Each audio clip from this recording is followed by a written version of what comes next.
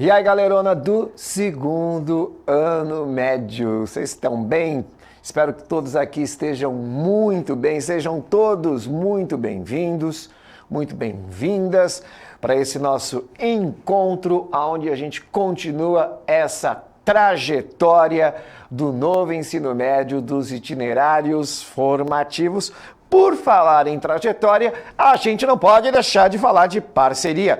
E a minha parceirona aqui copilotando direto às aulas comigo, fazendo essa composição que inclusive acaba mandando muito melhor do que a gente imagina, porque a abordagem dela traz aí um apanhado de uma ciência que não é exatamente uma ciência humana clássica. Ela é professora de biologia, por isso ela soma de uma forma diferente e de uma forma até surpreendente. Eu chamo aqui a grande, eu disse na outra aula, a maior professora da galáxia, professora Priscila Ortega.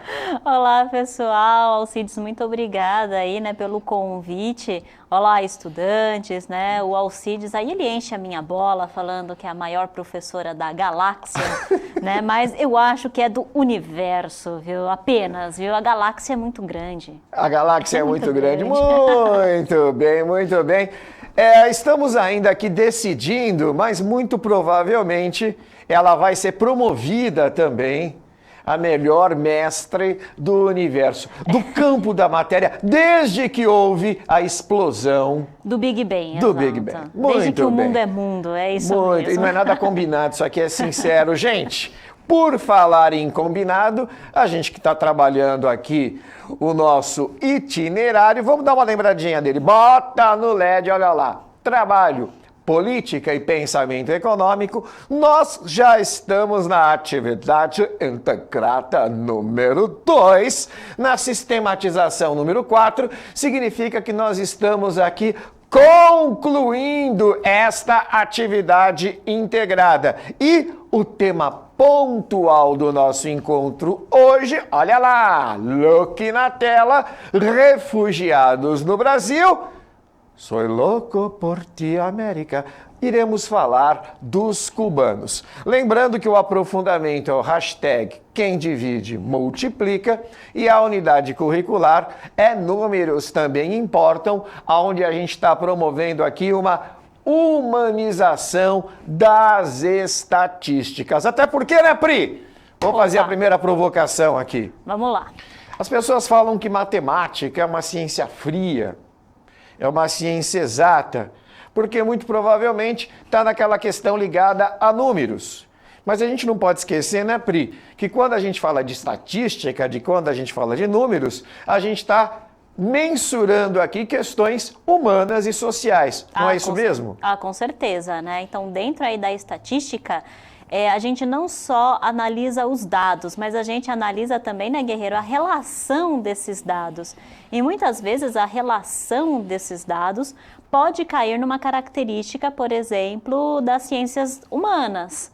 Então, por isso é importante mesmo essa integração entre as áreas, porque a matemática não vai apenas se referir aos números de uma maneira fria, mas ela também vai falar da relação que esses números têm com outras disciplinas. Perfeito. Por exemplo, como que a gente vai bolar um projeto público de saúde, de educação, de habitação, seja qual for a área, se a gente não tiver ancorado por estatísticas, por projeções, enfim, pela matemática. E é bem importante a gente frisar isso, porque a gente não pode dissociar uma ciência exata de uma ciência social. Porque, no fundo, ao final, tudo isso mexe com a vida das pessoas. Por falar em objetivo, essa coisa de mexer com a vida das pessoas, olha lá no LED, olha lá os objetivos, que é trabalhar os cenários dos refugiados no Brasil. E, fazendo um cosplay de aluno agora, eu vou pegar a professora Priscila Ortega para fazer uma pergunta simples. Porém, muitas vezes capciosa. Sempre, Na verdade, sempre. O que é um refugiado para você e qual a diferença entre um refugiado e um imigrante? Ui, boa pergunta, né? Mas acredito eu que um refugiado é aquele que vem fugindo de algo, né? Então pode ser uma perseguição política, uma perseguição religiosa, enquanto que o imigrante, ele vem, por exemplo, em busca de uma vida melhor, mas não necessariamente que ele vem fugindo ou que ele sofre uma perseguição no seu país de origem. Eu acredito que é por esse lado. É por isso, eu falei que ela é a melhor professora da galáxia, ela também é a melhor aluna da galáxia. Que fofes! Inclusive, ela fez algo que fica aqui como dica para os alunos. Você fez uma decomposição etimológica da palavra. Você sabia disso? Não, sim, eu imaginei, né, que refugiados, eu tô fugindo de alguma coisa. Olha que interessante, em vez de tentar adivinhar, ela pegou a palavra ou seja, outra vez, né? Movido novamente, fugiado, alguém que está sob fuga. Evidentemente, ela acertou aqui. Está sempre relacionado a uma grande tragédia e é uma questão emergencial. Vejam bem, o imigrante, como mesmo ela falou, é alguém que escolhe prosperar num outro lugar. E isso passa a ser, muitas vezes, um projeto de vida, do qual você pode guardar dinheirinho, né, para a sua travessia, para o seu recomeço. Agora, o refugiado, ele está sempre preso a um contexto emergencial. Isso pode rolar por causa de uma guerra civil. A gente está vendo aqui, inclusive, ou uma guerra externa. A gente está vendo aqui, inclusive, o caso dos ucranianos, né, que está sendo bastante pautado na mídia. Pode ser por uma tragédia relacionada à perseguição étnica. Um grupo político resolve cometer barbárie em cima de alguém porque a pessoa tem uma certa característica religiosa. Ou seja, não dá tempo de esperar, não dá tempo de planejar. A pessoa é praticamente, ela corre de algo que significa aí quase sempre um contexto bárbaro. E o Brasil, embora não tenha sido um país que receba muitos refugiados, não porque não quer, mas não é porque seja um destino prioritário dos refugiados. A gente tem um estatuto do qual a gente vai comentar depois e nós temos que observar, inclusive nesse contexto da globalização, onde o mundo parece que ficou bem mais menorzinho, a quantidade de gente que vem sob essa égide procurar o Brasil. E falando nisso, olha lá no LED, a gente vai falar dos cubanos, que se classifica aí como o terceiro grupo de refugiados no Brasil, se caracterizando em 4,7% da população de refugiados que dão entrada no Brasil. Priscila, vamos fazer aqui um cosplay de aluno de novo, porque a gente tem que contextualizar. Evidentemente, Pri, se você vive num lugar onde está tudo bem, você pensa em sair desse lugar? Não. Não. Então, quer dizer, sempre há um contexto caótico, um contexto de uma tragédia, uma mega crise que te impele a ter que sair desse lugar. Certo. Né? Por isso que a gente tem que contextualizar aí a questão de Cuba. Cuba é a maior ilha do Caribe. A gente está vendo ali no mapa, fica pertinho dos Estados Unidos, né? Bem próxima à Flórida. É uma ilha que teve colonização espanhola, foi um dos últimos países a abolir a escravidão. E desde quando ela se tornou independente, uma das marcas infelizes, inclusive, o que aconteceu, foi a ocorrência de ditadores que exclusivizavam a posse da terra e superexploravam camponeses na produção de bens agrícolas e commodities tropicais. Deixa eu fazer agora uma pergunta para você. Você consegue lembrar de algum produto tropical que é famoso em Cuba? Nossa, eu poderia lembrar, eu não sei se é exclusivamente famoso, mas o fumo. O fumo, o famoso charuto o charuto cubano. cubano, sim. Mas aí eu pensei em outros produtos, não sei se é exclusivamente de Cuba, mas pensei, por exemplo, não sei, na banana. Banana, muito bem. Né? A cana-de-açúcar. Café, alguma coisa nesse O sentido. café já nem tanto, né? Mas a cana-de-açúcar, onde você vai produzir depois o melaço, etc. A banana e principalmente o tabaco fazem parte aí de commodities bastante expressivas de Cuba. Outra coisa que também que aconteceu na história de Cuba, o que te lembra Fidel Castro? El comandante Fidel Castro. O que me lembra ele? Quando alguém fala Fidel Castro para você, o que vem na sua cabeça? Bom, eu lembro de um militar... Parou! Opa! A gente está fazendo aqui a tal da ordem invertida, vocês perceberam, né? Fica aqui como sugestão aos professores. Continua, quem foi Fidel Castro? Bom, eu lembro, né, olhando para ele, assim, numa primeira imagem, né? Então, olhando a imagem dele, eu lembro de um militar. Só que eu lembro também de um regime não necessariamente econômico, né, mas um regime político, né, do socialismo que ele implantava na Cuba. E ele implantou de uma forma pacífica ou foi através de uma revolução popular? Se eu me lembro bem, foi uma revolução, né? Não foi nada muito pacífico com ele. Isso. Revolução pacífica não existe nem no game, né? Quanto mais na história. Mas olha, a Priscila mandou super bem aqui. Vamos dar uma lembrada, tá? Vocês perceberam que Cuba era um país super explorado em virtude das commodities e, no curso do século XX, ele virou uma espécie de ilha de prazeres dos norte-americanos, muitos deles que se associavam aos grandes latifundiários cubanos.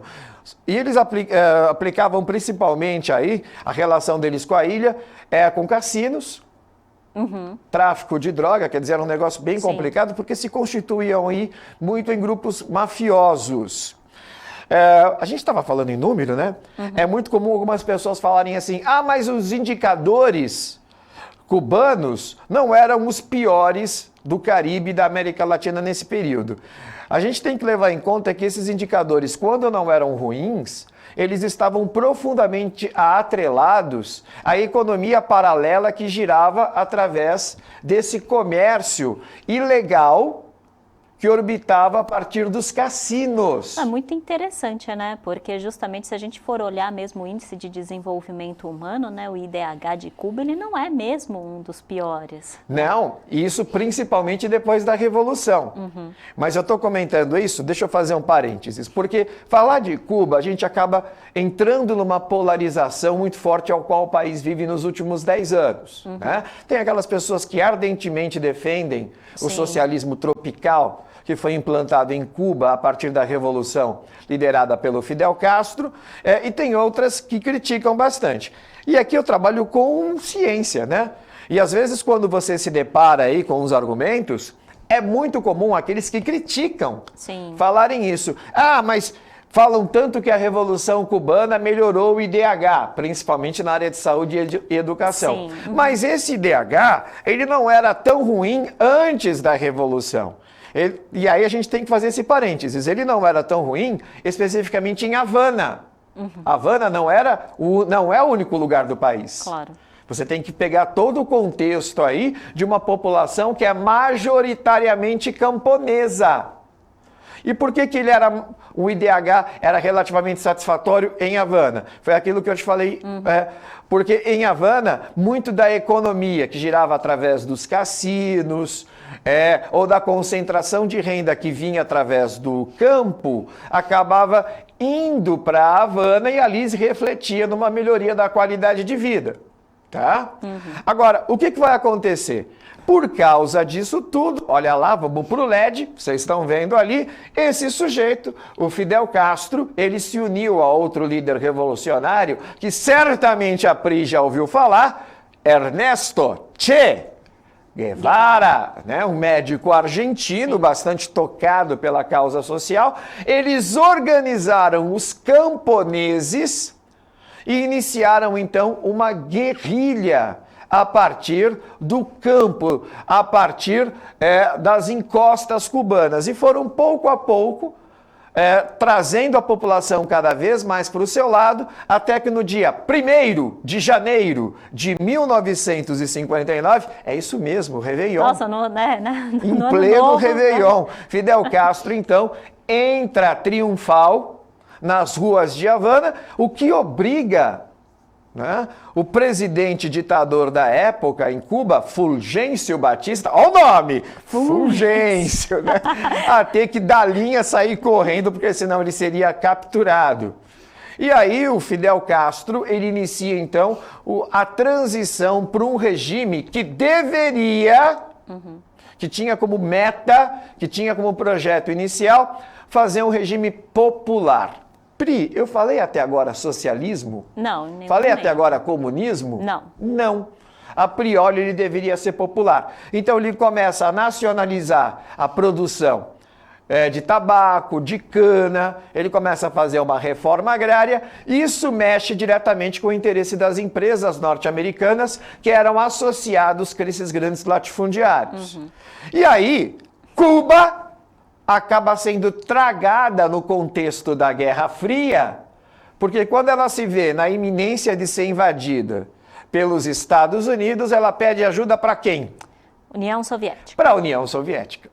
Tá? E aí uma revolução que se inicia popular, ela vai gravitar nessa órbita da Guerra Fria e se torna também uma revolução socialista. E aí a gente entra de novo naquele universo das paixões. Enquanto alguns dizem, nacionalizaram, os camponeses vão ter acesso à terra, né? Os IDHs começam gradativamente a melhorar, principalmente o investimento em educação e saúde. Do outro lado, né, tem aquela galera que vê isso de uma forma diferente, que comenta sobre a violência da Revolução Cubana, principalmente na questão do paredão, de eliminar, né, as oposições através de prisões e até de execuções. Lembrando algo que muitas vezes parece óbvio, mas a gente tem que lembrar. Não existe revolução boazinha. Revolução sempre é um contexto bastante radicalizado. Por falar em contexto, olha lá o LED. Vamos continuar vendo o que acontece. Já contei para vocês a chegada do socialismo revolucionário, tá? O que faz os Estados Unidos, depois de quase, inclusive, por causa de Cuba, entrar numa terceira guerra mundial, que foi a crise dos mísseis, no comecinho da década de 60. Você sabia que quase teve a Terceira Guerra Mundial? Mas foi por um triz. Foi por um triz. Foi quando o líder soviético Nikita Khrushchev... Olha, tá bom a sua pronúncia, né? Tavares Nikita Khrushchev. Olha, agora falei até com sotaque. Pois é. Sotaque de Moscou, assim, né? Não de São Petersburgo, de Moscou, entendeu? Ele manda simultaneamente para proteger a ilha e, ao mesmo tempo, criar ali uma cabeça de ponte na perspectiva de um ataque aos Estados Unidos, ele manda ogivas nucleares para Cuba. Nossa. Até porque os Estados Unidos tinham instalado bases nucleares na Turquia, que ficava próxima à União Soviética. Um satélite espião estadunidense conseguiu flagrar a montagem, então, de uma base nuclear. Os dois líderes, então, quase foram para a Terceira Guerra Mundial. Aos 45 do segundo tempo, eles chegaram a um acordo. Ainda bem, né? Ainda bem, porque senão a gente não estaria aqui contando essa história, né? Uma vez perguntaram para o grande Albert Einstein, agora meu sotaque foi alemão. Sim, Albert de Berlim. Einstein. Oi? De Berlim? De Berlim. Não, isso aqui foi mais de Frankfurt. Foi Frankfurt. Foi Frankfurt. Vou voltar aqui. Perguntaram para ele, como será a Terceira Guerra Mundial? E um dos maiores cientistas da história respondeu o seguinte: olha, a terceira eu não sei exatamente como vai ser, mas a quarta vai ser de pau e pedra.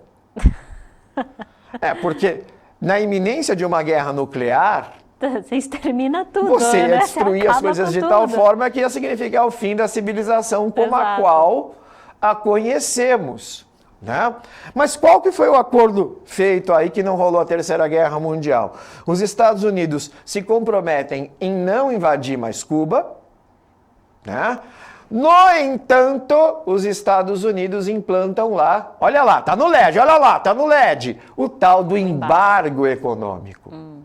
Ele coloca um anel ao redor de Cuba e proíbe todos os países aliados ou cooptados no contexto da Guerra Fria pelo grande império norte-americano de se relacionarem com Cuba. E aí o que acontece?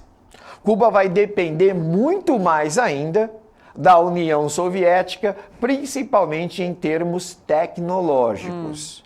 Então, quer dizer, a situação em Cuba melhora o IDH? Melhora. Mas você está falando de um país submetido a um embargo, Pri, que dura até hoje. É. Olha lá, a Guerra Fria acabou faz tempo. Acabou em 91. A gente está em 2022. Nós né? estamos em 2022. Né? Temos aí mais de 30 anos de final da Guerra Fria e o embargo continua. Então você tem, por um lado, uma melhora no IDH, só que, por outro, você tem uma ditadura de modelo stalinista, onde as liberdades civis elas são bastante comprometidas pela justificativa local de manutenção desse modelo que se instituiu a partir da revolução liderada pelo Fidel Castro. Em 1991, a União Soviética deixa de existir. E aí vou te fazer uma pergunta também simples. Professora Priscila, foi bom ou ruim para Cuba o fim da União Soviética? Olha, se ela dependia tanto assim da União Soviética, se termina, eu acredito que foi meio ruim para eles. Foi muito ruim, porque além de depender, tem um embargo. Aí eles não conseguiam, né? O que eles produziam ali, ninguém comprava, ficava só ali para eles mesmos. Né? Você tem de um lado, né, o fim do seu maior parceiro econômico e tecnológico e do outro, um embargo que impede que você constitua aí novas parcerias para que a manutenção das questões econômicas na ilha sejam minimamente aí acatadas. E para onde corre a ilha, hein, Pri? A ilha... Você sabe que é verdade, dizem que os melhores mecânicos do mundo são os mecânicos cubanos. É mesmo? É porque eles consertam o mesmo carro desde a década de 50, é verdade. Inclusive, quando a gente acha aquelas paisagens paradisíacas de fotos de Cuba, né? É muito comum a gente ver como que tecnologicamente ela parou ali na época da Guerra Fria, tempo, né? Principalmente na questão dos bens de consumo. É por isso que tem que ser tão duráveis assim, né? Porque se você não consegue ampliar e melhorar a sua tecnologia, no mínimo ele tem que durar, né? No mínimo ele tem que durar. Agora, para onde correu a ilha? A ilha começa a se sustentar principalmente através do turismo. Sim, praias paradisíacas. Praias paradisíacas, um turismo aonde você consegue ganhar em dólar. E tem também a questão das pessoas que saíram de Cuba no contexto revolucionário, se instalaram principalmente nos Estados Unidos, em Miami. Quem vai para Miami já deve ter percebido a quantidade imensa de latinos ali, principalmente pessoas de origem cubana. Você fala mais espanhol em Miami do que em inglês, na verdade, né? É verdade, já ouvi falar bastante disso. Essa galera ganha dinheiro nos Estados Unidos e manda para os seus familiares para os seus Cuba, familiares, né? E aí você tem aí um intercâmbio em dólar bastante expressivo. Outra coisa que acontece é que Cuba começa a vender serviços sociais por causa do know-how que ela tem em conseguir trabalhar e melhorar a qualidade de vida dentro de um contexto de profunda crise. Exato. Então a gente tem aí, principalmente profissionais cubanos, em especial médicos, atuando na África. Sim, como voluntários muitas vezes, né? Então, e em outros lugares do planeta, onde você tem contextos de crise muito complicados. Aqui mesmo no Brasil, né, eles atuaram bastante, principalmente na região ali das terras indígenas, né, onde tem, assim, a distância é muito grande, né, então muitas vezes as pessoas que moravam mesmo aqui no Brasil não conseguiam, não podiam ou mesmo não queriam ir para essas regiões que eram tão distantes, e aí os médicos cubanos atuaram bastante. Isso, foi criado um programa chamado Mais Médicos para atender essas regiões muito vulneráveis. Sim. E a gente sabe que muitas vezes a pessoa se forma em medicina no Brasil, eu não estou aqui julgando não, tá? Não, mas ela quer trabalhar num lugar que tenha uma infraestrutura melhor, que seja mais confortável, que fica perto da família, num centro urbano. Ela não vai querer atender populações num lugar no meio do nada, muitas vezes sem energia elétrica. Exato, nos extremos, né? Tanto no extremo norte, por exemplo, no país, né? Ou mesmo dentro das regiões que a gente tem, né? Aqui dentro de São Paulo, por exemplo, né? Nas regiões dos extremos, aqui mesmo dentro da própria cidade. No Brasil profundo. Exato. Né? E aí, esse programa Mais Médicos acabou contando com a participação muito expressiva dos cubanos, porque eles já tinham esse know-how de trabalhar em condições tão complicadas e condições tão adversas. Agora, o que complicou, já que a gente está falando de condições adversas, foi o que aconteceu logo depois. Olha aqui no LED, nós tivemos a pandemia. Na pandemia, o que aconteceu com as atividades de turismo, Pri? Nossa, fechou tudo, né? Você não podia mais viajar, né? Então, as viagens aéreas, né, já não se fazia mais, os hotéis tudo fechado. Isso. Muitos deles, inclusive, abriram, né, para receber pessoas que estavam doentes, né, também. Muitos deles recebiam pessoas que não podiam, às vezes, ficar com a sua família, que estavam doentes. Então, alguns hotéis, né, serviram também para esse propósito. Né? Isso. E aí, o que aconteceu?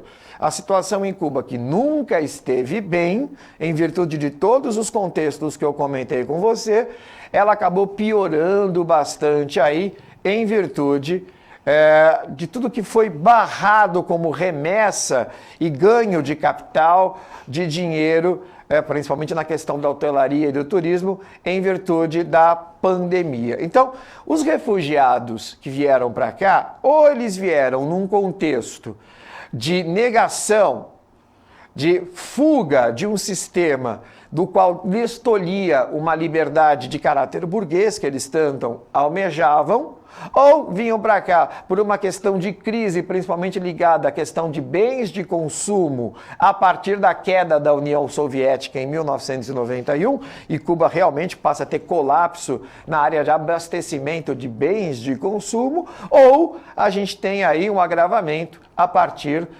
das sequelas trazidas pela pandemia. Vamos olhar aqui no LED alguns dados, já que a gente está falando de números. Entre 2000 e 2017, 5.777 solicitações de reconhecimento da condição de refugiado.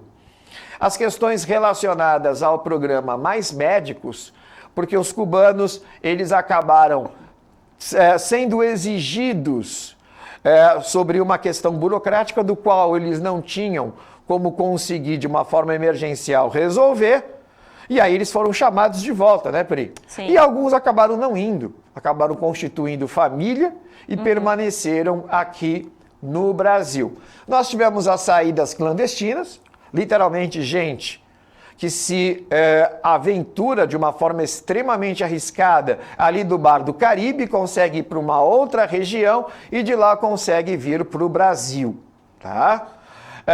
Os refugiados podem requerer livre saída de parentes. Esse é um contexto que eu acho interessante comentar, porque o regime, por mais fechado que ele seja, Pri, se eu consigo o visto de refugiado, eu posso levar minha família. O governo cubano deixa então que a família venha acompanhar esse cubano aqui no Brasil. E a maioria são homens entre 25 e 39 anos. Pri, a gente está chegando ao fim aqui, a gente deixa aqui como sugestão uma roda de conversa sobre a questão dos refugiados nas localidades brasileiras. Dá tchau pra galera, Pri! Alcides, muito obrigada pelo convite, foi um prazer e até mais, pessoal. Eu quem agradeço, tamo junto aí, até a próxima, beijo pra vocês, tchau, tchau.